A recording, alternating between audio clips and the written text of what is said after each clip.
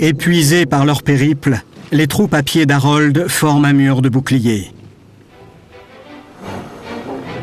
Les archers normands lancent l'offensive. L'une des plus grandes batailles de l'histoire du Moyen-Âge vient de commencer.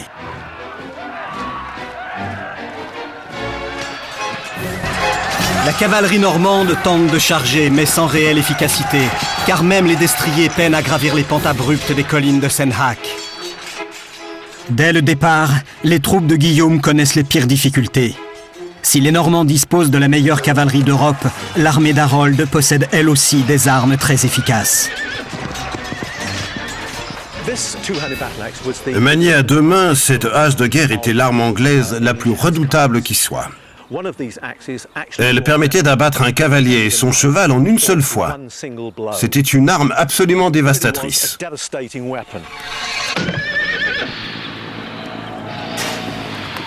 La confusion règne sur le champ de bataille. Le bruit court que Guillaume a été tué. La première manche est sans conteste remportée par les Anglais. Démoralisés, les Normands paraissent proches de la défaite. Soudain, Guillaume surgit au milieu de la cohue et rallie ses troupes en criant « Avec l'aide de Dieu, nous serons vainqueurs !» Aux yeux de son armée, il est à nouveau invincible. Une fois leur confiance retrouvée, les Normands se remettent à charger, encore et encore. Par 3 fois, Guillaume voit son cheval abattu. Par 3 fois, il reprend le combat sur un nouveau destrier harnaché et scellé à l'avance. Les selles avaient une cambrure très marquée. Il était ainsi particulièrement difficile de désarçonner les cavaliers. Elles remontaient très haut devant et très haut derrière pour qu'ils restent bien calés sur le dos de leur destrier. Sur la tapisserie de Bayeux, on observe aussi que les courroies des étriers étaient très longues, ce qui permettait au cavalier de se dresser de toute sa hauteur.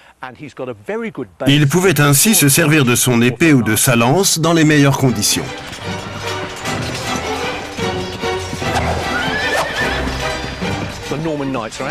Le chevalier normand utilisait sa lance de 3 manières différentes. Il pouvait la brandir au-dessus de sa tête ou au contraire la tendre vers le bas. Une méthode très efficace pour abattre les fantassins. Il pouvait aussi la coincer sous son bras. Développée au XIe siècle, cette dernière technique servait surtout à désarçonner les cavaliers ennemis. Hastings se révélera la plus importante et la plus longue bataille de toute l'histoire de l'Angleterre. Tandis que les efforts de la cavalerie normande sont peu à peu anéantis, la victoire semble à la portée des Anglais. C'est alors que Guillaume a recours à sa fameuse tactique. Il ordonne à son armée de feindre une retraite précipitée.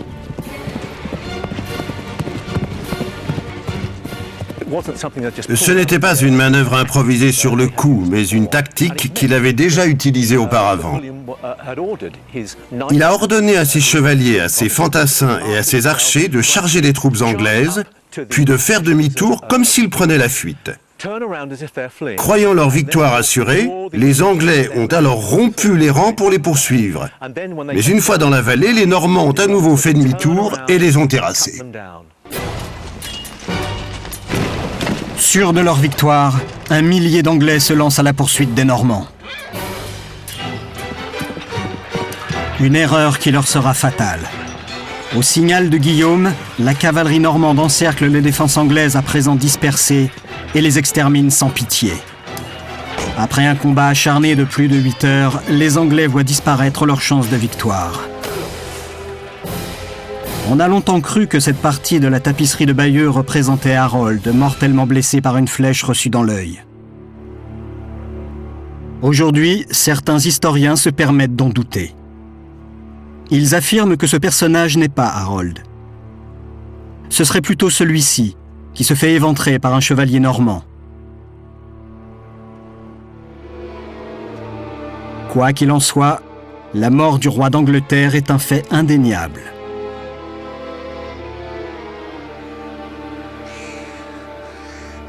Les chroniqueurs anglo-saxons de l'époque résument ainsi la bataille. Ce fut un jour funeste pour l'Angleterre, un désastre fatal pour notre cher pays.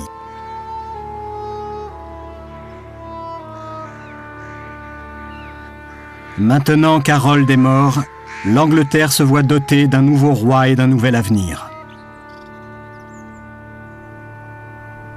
Avant la bataille, Guillaume a juré que si Dieu lui accordait la victoire, il construirait pour le remercier une grande abbaye à l'endroit où Harold serait tué.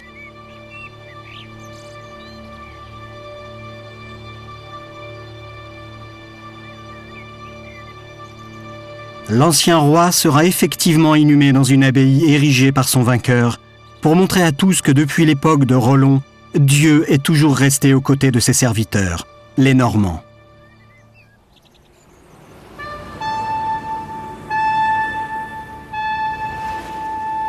Cette même année, le jour de Noël, Guillaume est couronné roi d'Angleterre dans l'abbaye de Westminster. À l'extérieur de l'édifice, les troupes normandes ont pour ordre de rétablir le calme si nécessaire.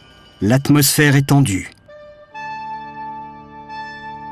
Une foule de dignitaires anglais et normands se presse dans l'église. La cérémonie est célébrée en anglais et en français. Quand Guillaume s'assied sur le trône et que la couronne est enfin posée sur sa tête, la foule l'acclame avec enthousiasme. Dehors, les Normands croient entendre les cris de protestation des Anglais devant le triomphe de leur duc bien-aimé, qui leur est d'ailleurs apparu très nerveux.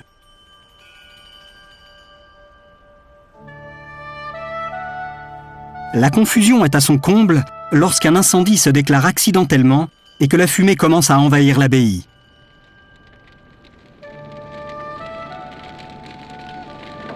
Le feu se propage et la fumée s'épaissit.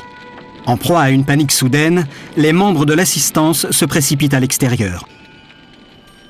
Dans le chahut le plus total, une poignée de prêtres et d'évêques conclut la cérémonie à la hâte.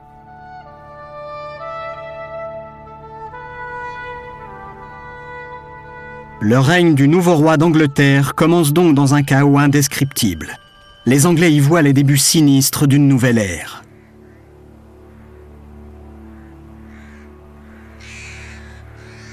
Près d'Hastings, la fine fleur de la noblesse du pays est tombée au champ de bataille.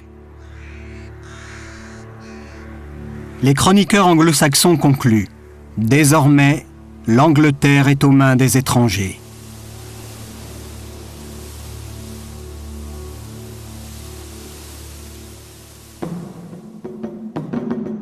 Guillaume concrétise sa victoire à Hastings par une conquête très rapide du territoire anglais.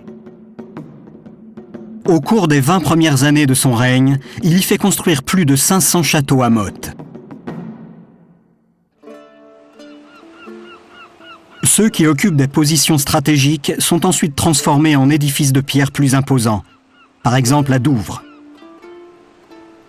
Guillaume soumet la population de son nouveau domaine grâce à une véritable campagne de terreur. Des villages entiers sont détruits et leurs habitants exterminés pour servir d'exemple. Afin de protéger ses acquis et d'affirmer son pouvoir, le nouveau roi entreprend la construction de la Tour de Londres. Un chroniqueur anglo-saxon écrit « Les nouveaux venus se repaissent des richesses et des entrailles de l'Angleterre. Rien ni personne ne saurait abréger notre misère. » D'autres changements se font sentir. La conquête normande a changé la mentalité des habitants des îles britanniques.